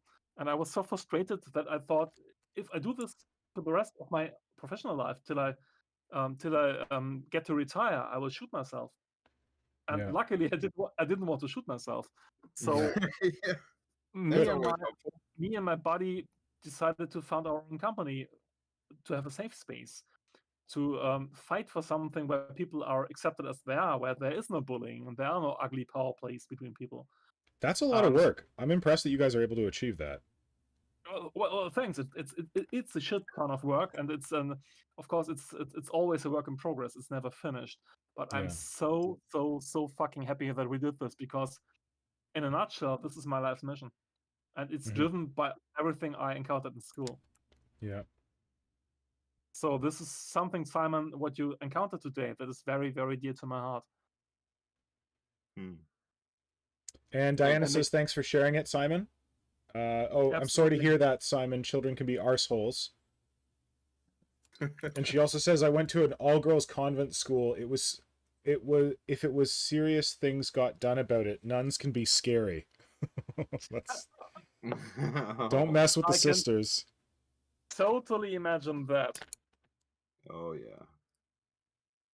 Well, I'm glad they were able to do something about it. Yeah, it's sad, but sometimes brute force is the only thing that helps. Simon, you have to fight the good fight. And sometimes you win. Sometimes you win elegantly. Sometimes you don't win at all. Sometimes you lose. Sometimes you win the brute force, but you have to fight it every day. Yeah. That's the whole point. So don't be too stern and strict with yourself. Yeah, I'll try to give myself some slack, but tonight has been very helpful in that process. Also, Sure. Simon, in your defense for shouting at the specialist, Diana says, "I'm not trying to be funny, but most 10-year-olds near me would be hard pushed to reach the necks of the average 16-year-old." So maybe they're physically incapable of slapping the 16-year-olds on the neck. Yeah. Yeah. And Tom Wilson says the paint stain on Marco's desk looks like a teddy bear. It does indeed. Yeah. Teddy bear. This one? Yeah, I don't know if I can see it. Yeah, I can see it. The two dots are the eyes, and When you above had a it are paint two pot on it ears. earlier.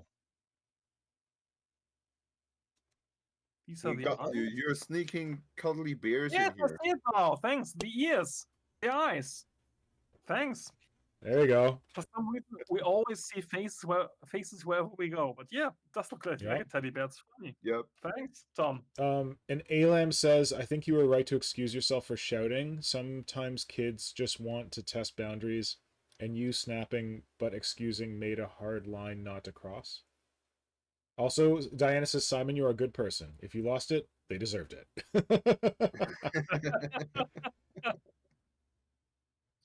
Thanks. So, Thanks, guys, I have everybody. to go to the toilet and get more wine. See you in a minute. All right. Enjoy. Oh, I had a Warhammer thing. Sorry, go ahead, Flynn. I was saying it's the French tea. Oh, French tea, wine. French tea is good. And then Tom Wilson was saying they don't even have Games Day anymore. It changed to Warhammer Fest. Yeah, I think that isn't that just like branding though? Like, don't they still do the same kind of stuff? Probably. So let's talk about a hobby at the end. What the hell time is it? Oh my god! How is it 6? Oh my god, I gotta like wrap this up soon. I didn't even realize it was the end. Okay, here. I got a hobby thing. Oh. Gotta get off my fat ass. I wanted to start with you this, lifted but something heavy. oh, I guess what I did was here. So it's gonna take a second to show up on your screens, but I wanted to pull up the slide I had for the start of the stream. Specifically, I wanted to talk about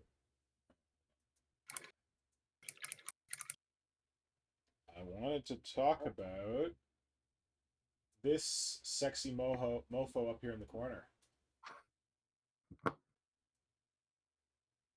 On the left or the right? On the left. Oh, Look at this big chonker. Yeah. I don't know, it's just like the suggestion of a big burly Carnifex, but you know me, I like them big and burly, so this is just a random piece of art that the Games Workshop posted. It was, I don't know if the article was even about Tyranids. It might have been. It was a few weeks back. I grabbed it. It's just like a piece of art to use for like a random stream slide when I didn't know what to put on it. And yeah, I just like this dude, this creepy Carnifex up in the corner. It looks like he's got like kind of a beetleback shell, like creepy skull face, broader than your traditional. Is that Scotch? Mm-hmm. Oh, nice. Yeah. I'm drinking kombucha. Oh, you can't see it because I put the Carnifex over it. Finishing off the day with some Talisker. Oh, Talisker, good choice. Yeah, you brought me some, and I bought a second bottle. Nice. So yeah, I just like this Carnifex thing. Yeah, it's really creepy. I guess hobby stuff. I think Kajan mentioned it in the chat earlier, but this has been a very random stream, but thanks everyone for joining. I'm glad we just talked about, real stuff. If you want to talk more about hobby stuff, I'm going to do a live stream on my Wednesday night, Europe's Thursday morning, which is when Games Workshop is doing a preview stream for Nova Open. And who knows what they're going to do, but the last time we did one of these stream things and watched it together, it was fun. So if you want to tune in for that, I think their thing starts at 8, but we're going to start the stream at 7:30 p.m. In the morning? No. It's in the evening. It'd be very late for you. Oh, okay. Basically, the time that the North American, when we do our North American streams on Fridays, the time that those start, that's when I'm going to start streaming on Wednesday evening. So I think it's 1 a.m. for you or 2 a.m. Okay. So I wouldn't recommend tuning in on a weeknight. Nope. Probably not going to happen. Fellas says, speaking of the hobby, did you distribute the last chat's minis? No. So, Felix, I think you're talking about the those out of production miniatures that Flynn shared on the last stream. I haven't even gotten those. I don't think Flynn's even. No, it's not Flynn. Sorry. Darth. Yeah, Flynn wishes he had those. Darth Bob talked about it on the last stream. Yeah, I was speaking with Darth Bob about it because I've gotten a few from Jason before. Yeah. So isn't that where you got your Tyranid? From Jason? Yeah.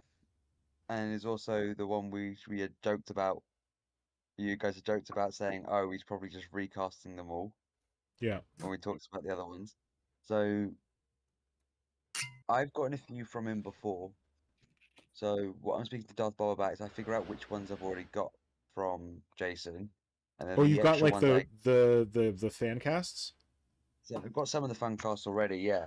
So Darth Bob only sends me the ones that I don't have. And then the others can be sent off to other people after. Oh, listen, he's got a bio. He's got 10 sets, and we've only got, I don't know, 6 or 7 hosts to this thing. So there's definitely going to be some to give away. But no, Felix, we haven't done it yet, and it's going to be a while before we do that. So don't worry. We talked about maybe doing it for November or something like that. Yeah. So you definitely won't miss it. Recall that. I think we're going to mention it on stream a good few times before they get handed out. So don't worry about that. Yeah. And Instagram as well. Yes, they will be posted in many places. So you will not miss them. Do not concern yourself. Yeah, but that was pretty cool, eh? Did you guys all do your homework and watch I don't know if you guys ever watch the North American streams when you're not on them. I know Marco doesn't. Oh, good. Okay. I made a point to watch that one. I would hope so. But you don't watch the other ones? Thanks, Flynn. I try to watch them. Darth Bob watches these ones, I'll have you know. Yeah. Kajan was here. Does Darth Bob have kids? No. Your excuse for everything. Yeah. So why are we expecting this big fat Tyranid release next year? Are we? Because it keeps being rumored. Okay. I'm half expecting it, half not. What I'm looking forward to more is the Space Hulk ones that are coming out for Kill Team. Yep. There's another 3 boards that they've got coming. Yep. And with the names of what they said they are. They said the names? Yeah. Tell me more. Can you look them up? Find the post because I had it.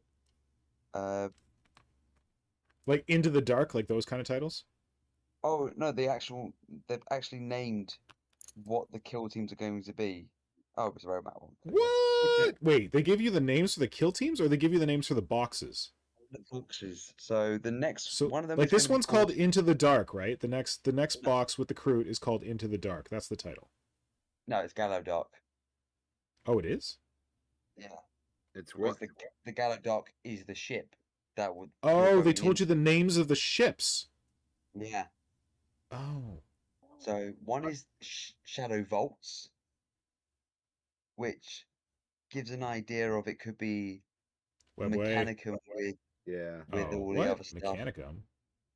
Yeah. Yeah, because of Old. the standard template constructs, the STCs, which basically have the designs on how to make certain things. Like you Yeah, know but what does it how, have to do with Rhino? vaults? yeah.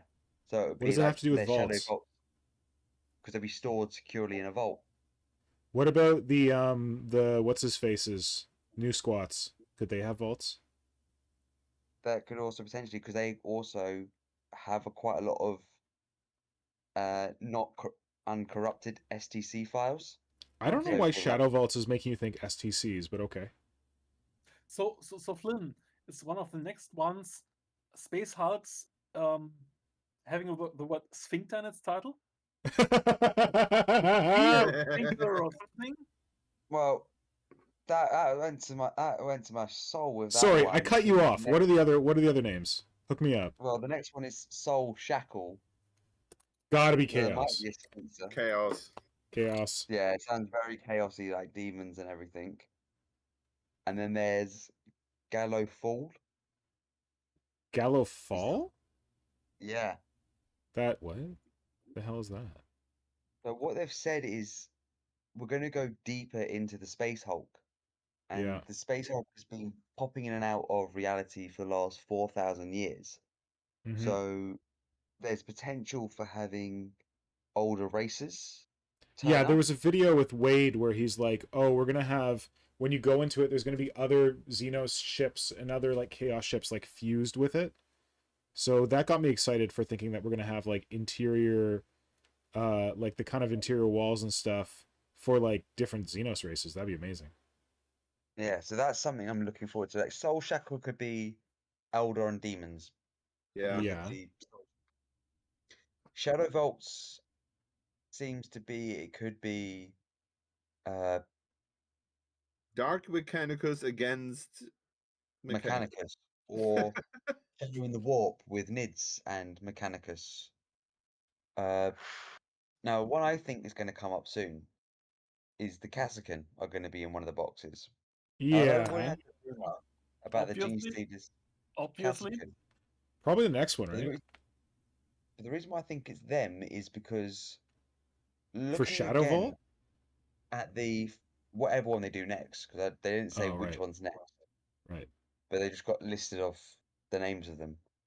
Yeah. What I think it is going to be because of the bases for the Cassican are very similar to how they've done the bases for the crew and the Imperial Navy. I want to Yep. know more about those bases. They just look flat and painted. There. I think it's just that they're just painted in a certain way, Yeah. but it leads me to believe that the Cassican are going to be out first in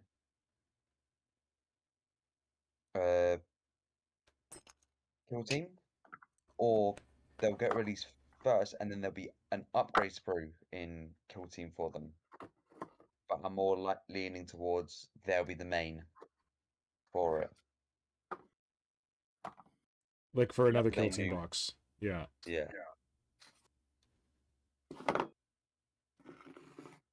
So where do we think our Tyranids might appear again? So it's every quarter, so we're gonna get the new expansion maybe next month, I think, for Kill Team. So it won't With be the crew? until with the crew, yeah. Yeah. Until Maybe for Crewtober? Mhm. Yay. Yeah. Hey, come on, be more excited. No, because Yay.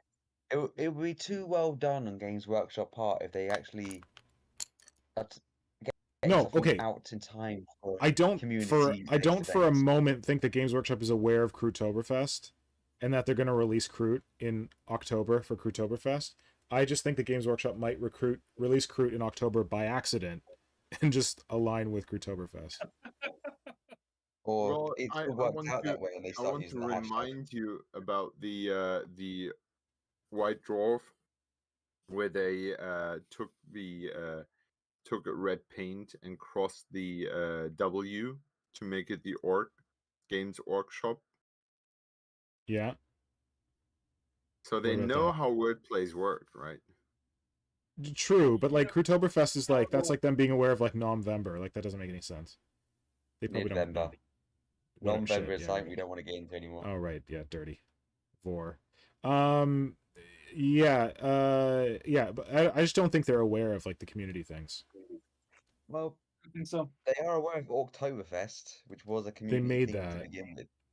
Yeah, but that's like Orc and Awk, like they could have come up with that on their own, possibly. I don't know. Nah, it's as things grow bigger, they can't avoid it, so they'll just embrace it. I'll have you know that the idea of Orktober launched at a Nova Open back in, I believe, 2018. We're going to review the history of this when we do the Nova Open stream on Wednesday.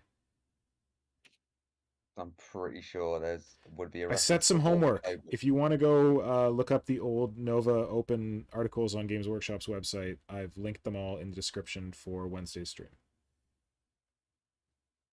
If I can find one usage of the hashtag of Oktoberfest before 2018, you know Sure. they're Yeah, faking go for it. it. Maybe. They didn't say Oktoberfest, though. They just said October. That was the Games Workshop thing. October. Well, there's 2018. 2017 already, a hashtag for October 2017. Okay, but you understand that that correlation is not causation, right? The fact that it existed before doesn't mean the Games Workshop ripped it off. They could, on their own, have used October without being aware of the community thing. Oh no, I'm seeing like 2015, 2016, 2013. Loads of different ones just for that. But a lot of them are actually Oktoberfest, surprisingly enough. But anyway. So we should wrap this up because I told Nora we're going to be done at 6:30, and it's 6:30. Yeah. Yep, I agree. Mm-hmm. Just trying to give Felis... tour through what I've done here, but Oh, Felis. In the grim darkness of the far future, there is only Vor. Ah! I love it. There's the Slaneshi content. Oh, there's Protuit Tenebris. Boyd, boy, thanks for joining us. He thinks there's going to be a big release because we've had nothing apart from the Parasite. That's a good reasoning. The box sets are Shadow Vault, Soul Shaco, and Gallowfall. Oh, so it's 3, okay. Only 3, though. Like, I feel like that's not a lot of space to get, like, weird other races in there, because I think at least one other box is going to be more Imperial bullshit. And then we'll probably get one with Chaos, and maybe we'll get one with Eldar. I was hoping that like they'd get like an Orc. No, I don't want an Orc ship. That'd be kind of gross. I was like, maybe there's gonna be a Tau ship. Maybe there's gonna be like a Tyranid ship, and maybe there's gonna be a Sphincter in there for Marco. Yay! Ooh, Boyd says Soul Shackle must be Drakari. That's a really cool idea, and that works. Versus Emperor's Children. Oh, how shit hot would that be? Oh wait, one of these is probably gonna be. How much do you think the Bloodletters, not the Bloodletters, the Berserkers are going to be in one of these? 0%. Tell me more. Not a good kill team? Doing a full release for World Eaters, they would not put them in the box. And also, if memory serves, the World Eaters model does not have that similar paint style to the base. Oh, look at you, fancy man. Smart, clever girl, Flynn. Clever girl. Smart. Hey, I'm smart. Smart. Anyway. Yes. Please, if you haven't already, like, I know you just subscribed if you're leaving comments in the chat, but if you haven't left a comment in the chat, please subscribe. Also, ring the bell. Yes, Get do notified. the little bell thing, go on my YouTube page and turn on the bell thing. I'm tired of people sending me messages asking me if there's a stream this week when I've already scheduled the stream. Everyone here is guilty of that but Flynn. Me today. I just turn up and hope there's a stream on. Good man. Yeah, so what I tend to do when I'm organized is to schedule these things in advance. So if you go to my YouTube channel, it says upcoming live or upcoming streams. if you go there right now, you'll see that there's an upcoming stream on Wednesday night to talk all about what we see at Nova Open. So join us for that. And if you put the ring the little bell thing on, night Diana. If you ring the little bell thing on my YouTube channel, you will get a notification when I schedule something. So there you go, or I post something. So then you don't have to ask. So that's it for today? Well, yeah, I That's think all, so. I'm folks. sorry we didn't talk about more hobby, but Flynn, what were you gonna say? I'm saying that's all, folks. Yeah, we will I'm so sad. Sorry, Mark. Well, you just got to come to the next one. We will get to more hobby on Wednesday. Certainly, we'll be streaming again next Friday. It'll be the later time. It'll start at 7:30 Eastern, which is really like midnight in the UK, I think, and 1 a.m. or 12:30 a.m. in the UK and 1:30 a.m. in Germany, if I'm not mistaken. Just as Simon said, sleep is for the weak. Yeah. So it's always recorded, though. You can always watch recordings of these afterwards if you're not able to join us for the live stream. And yeah, if you do watch a recording, leave a comment in the chat just to let us know what you thought of it, or in the comments section. And yeah, it looks like some people are looking forward to November. Oh yeah. I need to think of signing up for the theme this year. Oh yeah. Well, guys, if you're watching the VOD, please send me your list of what ideas you had. Well, we could do something around those miniatures, the fan sculpts, Yeah. if we're handing them out. But they'll be like a prize or whatever. So yeah, something around, I don't know, something like that. But we'll see. Tom Wilson, the weeks I forget to schedule, I usually schedule it like by Thursday or Friday of the week. But I will be getting better at that since you're pointing it out. In fact, I'll maybe go schedule this one tomorrow, or next week's one tomorrow.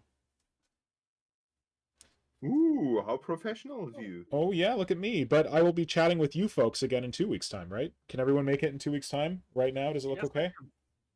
Yeah. Yeah. Sweet. And if you want, I can tell you about the way I intend to not be eaten by a shark soon when under the sea. That would be good. Under the sea. I was a little worried when you were like, this is going to be the last digital camera I buy in my lifetime. I'm like, oh no, is Marco planning to get eaten by a shark? You never know. You never know. You never know when it's your time. Marco, if it comes to that, just put the camera in the shark's mouth. I'm sure it'll be tough to get around to the rig. I always do that, and I did it a lot of times already. Oh, good. Let's talk about it in 2 weeks. Also, Alam says, I think it was important to talk more about Simon's topic. So, good thing we did that. Yeah. Yay. Thanks for bringing that, Simon. I'm very thankful, guys. Good. I'm sorry you went through it, but yeah, don't lose too much sleep over it. Life's a journey. Life's a lesson. Oh, yeah. All right, friends, thank you so much. Have a great weekend. Stay safe. Stay healthy. And we'll talk to you soon.